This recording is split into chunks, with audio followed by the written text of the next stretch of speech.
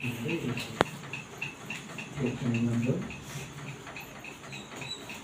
గ్రంథం ఆవిడ కట్ చేసి మళ్ళీ వేయండి. కీర్తన గ్రంథం 92వ అధ్యాయం 13వ వాక్యాన్ని మనం మనసులో తీసుకున్నాం. ఒక 10 నిమిషాలు ఈ వాక్య సందేశం ఉంటుంది. 10 నిమిషాలలో చాలా జాగ్రత్తగా ప్రతి మాటను కూడా మనం పట్టుకుందాం. చదవండి. కీర్తన గ్రంథం 92వ అధ్యాయం 13వ వాక్యం. యెహోవా మందిరములో నాటబడిన వారు మన దేవుని ఆవరణంలో వర్ధిల్లుదురు. నాకు చాలా ఒక మాట చాలు. యెహోవా మందిరములో నాటబడిన వారై అనే మాట మనం చూస్తాం. ఎక్కడ నాటబడాలా? దేవుని మందిరంలో నాటబడాలి. దేవుని మందిరంలో నాటబడితే వాళ్ళు ఎలా ఉంటారయ్యా అంటే చివరికి వర్ధిల్లుతారు అనే మాట మనం చూస్తాం. ఒకటి మందిరము అనే మాట మనం చూస్తున్నాము. అయితే నాటబడటము అనేది మనం చూస్తున్నాం. ఈరోజు మందిరములో నాటబడిన మొక్క ఎలా ఉంటుందో మనం అర్థం చేసుకోవాలి. మందిరం బయట ఉన్న మొక్క ఎలా ఉంటుందో కూడా మనకు అర్థం కావాలి. ఇప్పుడు మందిరం లోపల నాటబడిన మొక్కనే గురించి కదా ఇక్కడ చెప్పారు.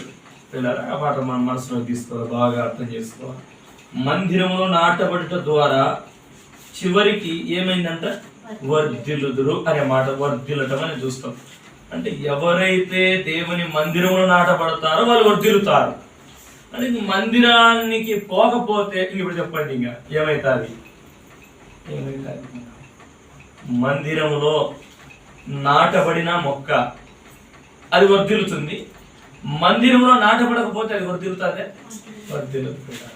ఇప్పుడు మందిరంలో నాటబడి ఉన్నది కానీ సరిగా నీళ్లు పోయలేదు, సరిగా దానికి ఎరువేయలేదు, సరిగా దాని చుట్టూ కూడా ఏదైనా గచ్చ పద్ధతి ఏదైనా మొలుస్తుంటాయి. మొక్కన తర్వాత ఖచ్చితంగా దాని చుట్టూ ఏదో ఒకటి మొలుస్తూనే ఉంటాయి.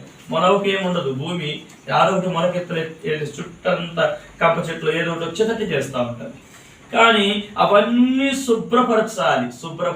దానికి మంచి ఎరువు వేయాలి, మంచి నీరు. 92వ అధ్యాయం 13వ వాక్యం మన కీర్తనలు 92:13. పిల్లరా అంటే చుట్టూ కూడా శుభ్రపరచాలి, చుట్టూ కూడా దానికి మంచి ఎరువు వేయాలి, మంచి నీరు పెట్టాలి.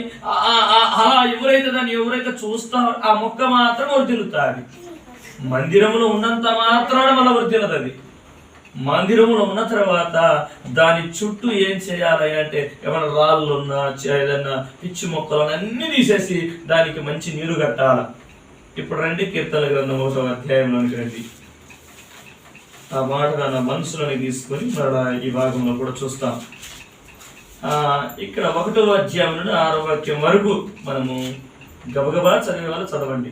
దృష్టుల ఆలోచన చొప్పున నడవక, పాపుల మార్గమున నిలవక, అపవాసకులు కూర్చుంటే చోటున కూర్చుండక, యెహోవా ధర్మశాస్త్రమునందు ఆనందించుచు దివరాత్రులు దాన్ని ధ్యానించువాడు ధన్యుడు. అతడు నీటి కావల ఏరున నాటబడినదై ఆకువాడక తన కాలమందు ఫలమించి చెట్టు వలె నుండును. అతడు చేయనదంతయే సఫలమగును. దృష్టులు అలాగనుండక గాలి చెదరగొట్టు పొట్టు వలె నుందురు. కాబట్టి న్యాయ విమర్శల దృష్టులను, నీతిమంతుల సభల పాపులను నిలువరు. నీతిమంతుల మార్గము యెహోవాకు తెలియను, దృష్టుల మార్గము నాశనములకు నడుపును. ఇక్కడ మొత్తం ఎన్ని లైన్లు ఉన్నాయి? 14 లైన్లు ఉన్నాయి. ఈ 14 లైన్లు మనం చూస్తూ ఉన్నాము. ఈ 14 లైన్లో మొదటి లైన్లో ఎవరున్నారు? మొదటి లైన్లో కూర్చొని ఉన్నారు. ఎవరు కూర్చొని ఉన్నారు? మొదటి లైన్లోనే దుష్టులు కూర్చొని ఉన్నారు. 2వ లైన్లో ఎవరు కూర్చొని ఉన్నారు? 3వ లైన్లో ఎవరు కూర్చొని ఉన్నారు? అపహాస్. 4వ లైన్లో ఎవరు కూర్చొని ఉన్నారు? ఆనందించేవారు 4వ లైన్లో ఉన్నారు.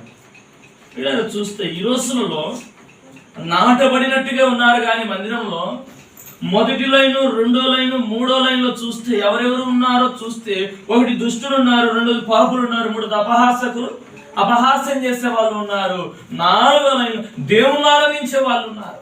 5వ లైన్కి రండి. ఎవరున్నారు చూడండి. దివారాత్రము రాత్రి పగలనక ధ్యానం చేస్తూ దేవుని మార్గంలో సాగేవారు ఎన్నో లైన్లో కూర్చొని ఉన్నారు? 5వ లైన్లో. 6వ లైన్లో ఎవరున్నారు చూడండి. నాటబడిన వారు ఉన్నారు. ఎక్కడ నీటి కాలవన ఏరు. నీళ్లు ప్రవహించే, అందుకే జీవజల నది ఊట అనే మాట యేసుక్రీస్తు మరొక మాట ఉంది, ఊట జీవ జలము అని. అందుకే అంటాడు సమరయ స్త్రీ దగ్గర, నేను ఇచ్చి నీళ్లు తాగితే నువ్వు ఎప్పుడు తప్పికొనవు, నిత్యము నీలో ఊరేడు నీటి ఊట అని అన్నాడు.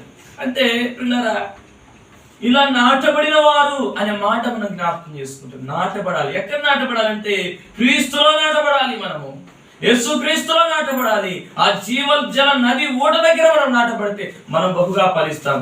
ఇంకొక మాట తర్వాత మరొక లైన్లో చూడండి, ఎవరున్నారు? ఫలమిచ్చు చెట్టు. ఫలమిచ్చు అంటే మంచి ఫలములతో నింపబడిన చెట్టు కలిగిన వారు ఉన్నారు ఆ లైన్లో. అంటే ఈ రోజుల్లో విశ్వాసంలో ఎదిగి, ప్రార్థనలు ఎదిగి, ఉపవాస ప్రార్థనలు ఎదిగి, దేవుని ప్రేమలో ఎదిగి చివరికి ఎదిగి అంత ఇంకా ఎవరికి ఫలమిచ్చే చెట్టు వలె మార్చు. ఈరోజు ఒక మొక్కను చూసినట్లయితే దానికి నీళ్ళు వేస్తుంది, ఎరువు పెడతాం, అన్ని చేస్తాం, అది ఇంకా పెరుగు కూడా పోతనే ఉంది అనుకోండి, ఇంకా పెరిగి పోతనే ఉంది అనుకోండి, ఇది మనకు సంతోషం ఉందే? అది కొంతవరకే పెరగాలి, తర్వాత పెరిగి ఏం చేయాలి? ఫలం చేయాలి. అంటే ఇక పెరిగేది ఆగిపోవాలా? ఇంకా పెరిగేది ఆగిపోయి ఇంకా మంచి ఫలములు ఇవ్వాలి. మంచి ఫలములు ఎప్పుడైతే ఇస్తాడో అప్పుడు మాత్రం యజమానుడు సంతోషపడతాడు. ఈ రోజులలో బడికి పోతున్నాడు, ఇంకా వాడు జీవితాంతం వాడు చదివి 50-60 సంవత్సరాలు వచ్చినా కూడా చదివిస్తూనే ఉంటారా? 50-60 సంవత్సరాలు చదవలేరు. ఇంకా కొంత సమయం ఉంది, 20 సంవత్సరాల, 25 సంవత్సరాల, 30 సంవత్సరాల, 35 సంవత్సరాలు చదువుకు ఒక స్టేజ్ ఉంది. ఇంకా తర్వాత కుటుంబాన్ని పోషించుకోవాలి, ఒక ఉద్యోగం సాధించాలి. ఇంక నా జీవితాంతం చదువుకుంటూ పోతానంటే ఎట్టయితుంది? మనం కూడా జీవితాంతం మందిరానికి పోతాము, కానీ మనము ఫలించాలి. ఇప్పుడు ఏ లైన్లో ఉన్నారు వాళ్ళు? ఫలమిచ్చు చెట్టు. 7వ లైన్లో ఫలమిచ్చు చెట్టు. ఈరోజు సంఘాలలో, కుటుంబాలలో కూడా మనం ఏ లైన్లో ఉన్నామో చూడండి, ఏ స్థితిలో ఉన్నామో. ఒకటి పాపులు ఉన్నారు మొదటి లైన్లో, 2వ లైన్లో చూస్తే మొదటి లైన్లో దుష్టులు ఉన్నారు, 2వ లైన్లో పాపులు ఉన్నారు, 3వ లైన్లో అపహాస్యం చేసేవాళ్ళు, హేళన చేసేవాళ్ళు ఉన్నారు, ప్రార్థన చేస్తున్న హేళన, పాట పాడుతున్న హేళన, ప్రార్థనకి వెళ్తున్న హేళన, పిల్లరా అపహాస్యం చేసేవారు ఉన్నారు. అయితే 4వ లైన్లోకి వచ్చేసరికి దేవునిలో ఆనందించేవాళ్ళు ఉన్నారు. 5వ లైన్లోకి వచ్చేసరికి ధ్యానం చేసేవారు, ధ్యానం విన్న వాక్యాన్ని ఆ వారం అంతా నెమరు వేసుకుంటే ధ్యానం చేస్తూ ఉండేవారు ఉన్నారు. 6వ లైన్లోకి వచ్చేసరి ఏరున నాటబడిన వారు ఉన్నారు. 8వ లైన్లోకి వచ్చేసరి ఫలమిచ్చు చెట్టుగా మార్చడం, మంచి ఫలాలు ఇచ్చేవారు, దేవుడిలో ఫలాలు ఇచ్చేవారు. క్రీస్తు ఇది నిజంగా మంచి ఫలముల చేత. ఫలములు ఏంటంటే ఆత్మఫలం, ప్రేమ, సంతోషం, సమాధానం, దీర్ఘశాంతం, దయాత్వం, మంచితనం, ఆశా నిగ్రహం. ఈ ఫలములు వారి జీవితంలో కనపడుతూ ఉన్నాయి. మరి వారు ఫలములు ఇచ్చేటట్టుగా ఉన్నారు. ప్రభు మందిరానికి వెళ్ళారు, అందరూ నాటబడిన వారే, వీళ్ళందరూ మందిరంలో ఉన్నవారే. 1వ అధ్యాయం మొత్తం అందరూ మందిరంలో ఉన్నవారే, కానీ వారి జీవితాలు రకరకాల భేదాలు ఉన్నాయి, వ్యత్యాసాలు కనపడతా ఉన్నాయి. 8వ లైన్కి రండి, ఎవరున్నారు పిల్లలు చూడండి. పిల్లరా చాలా మంది పని పట్టుకుంటారు కానీ పనిని సాధించలేకపోతున్నారు. అయితే 8వ లైన్లోకి వచ్చినారు, వాళ్ళు ఏ పని పట్టుకున్నా అది సఫలమవుతారు. కారణం ఏమిటంటే వీళ్ళు దేవుని కొరకు బ్రతుకుతున్నవారు, దేవుని కొరకు జీవిస్తున్నవారు. ప్రియులారా, బ్రతుకుతా క్రీస్తు, చావైతే నాకు లాభము అనేవారు. మరొక మాట 9వ లైన్కి రండి, ఎవరున్నారు? మళ్ళా దుష్టులే ఉన్నారు. అంటే మళ్ళా మొదటికి వచ్చారు. మొదటి లైన్లో ఎవరు కూర్చున్నారు? ఇలా ప్రార్థన పరుల తర్వాత వారు వెనకనే ఉన్నాడు. ఎవరున్నారు? దుష్టులు. ఎందుకున్నాడు వాళ్ళు వెనకంటే ముందు ప్రార్థన పోయాలను గలిబిడి చేసి గందరగాలం చేసి మళ్ళా వాళ్ళ వైపు లాగుతారు. ముందు ఆయన ఎందుకు కూర్చున్నాడంటే ఇదిగో మాలా మీరు వాక్యంకి వెళ్ళి అక్కడ చూడకూడదు, మాకెళ్ళి చూడాలని. చూసారా? ఇలాంటి వాళ్ళు సంఘాలలో, కుటుంబాలలో ఇప్పుడు ఆ వాక్యం చెప్పే వాక్యంకి వెళ్ళి వినకూడదు. ఎవరికెళ్ళి చూడాలని లాశ? వాళ్ళు కట్టిన చీరకెళ్ళి, వాళ్ళు వేసుకున్న వస్త్రంలోకి వెళ్ళి, వారు ధరించిన పోగులకి వెళ్ళి, అంటే ఇలా వాళ్ళు ఎందుకు ఆకర్షణ చూపిస్తున్నారంటే ఈ మనిషి ఏ విధం చేతనైనా దేవుని మాటలు వినకుండా మొదటి లైన్లో వాడు వచ్చి కూర్చున్నాడు. ఎందుకంటే ఆ మాటలు వినకుండా ఇతను ఆకర్షించాలి. ఇది చూసారా? తర్వాత 10వ లైన్ రండి, ఎవరున్నారు? పొట్టు అనే మాట 10వ లైన్లో పొట్టు అసలు నిలబడతాదండి. పొట్టు కూడా 10వ లైన్లో వచ్చింది. పొట్టు కూడా 10వ లైన్కి వచ్చేసరికి ఆ లైన్లో పొట్టు ఉంది. గాలి వస్తే తెలుస్తుంది అది గట్టి కిందనో పొట్టు. ఇప్పుడు అది పొట్టుని త్యాగతలం చేశారు దేవుడు. పొట్టు అన్నాడు. పొట్టు నిలబడుతుంది అంటారండి, పొట్టు నిలబడతాం. మనం గట్టి గింజగా ఉండాలి. మరొకటి 11వ లైన్ ఫ్రెండ్ ఎవరున్నారు? కాబట్టి న్యాయ విమర్శకుల దుష్టులను నీతిమంతుల సభలో పాపులను నిలబెట్టు. ప్రియులారా, దుష్టులు అనే వారు అక్కడ కనపడుతున్నారు మరలా. తర్వాత 12వ లైన్ ఫ్రెండ్, నీతిమంతుల సభలో పాపులను నిలబెట్టు. ప్రియులారా, నీతి మంతులు కనపడుతున్నారు. ఎక్కడ కనపడుతున్నారు నీతి మంతులు? చూడండి 12వ లైన్కి వచ్చేసరికి నీతి మంతులు కనపడుతున్నారు. పక్కనే మరొక పదం కనపడుతుంది, పాపులు అనేవారు. అంటే ముందు దుష్టులు ఉన్నారు, పక్కన ఎవరున్నారు? పాపులు ఉన్నారు.